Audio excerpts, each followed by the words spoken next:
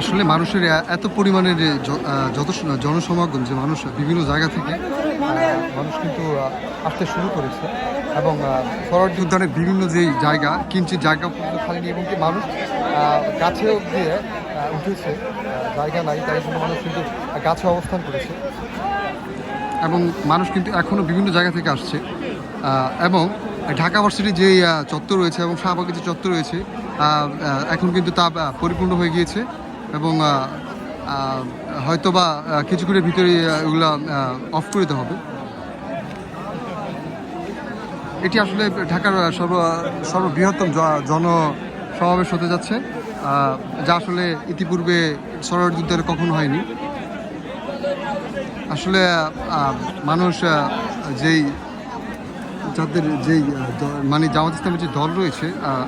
তাদের যেই 7টি দাবির পরিপ্রেক্ষিতে কিন্তু সমাবেশটি অনুষ্ঠিত হয়েছে এখানে।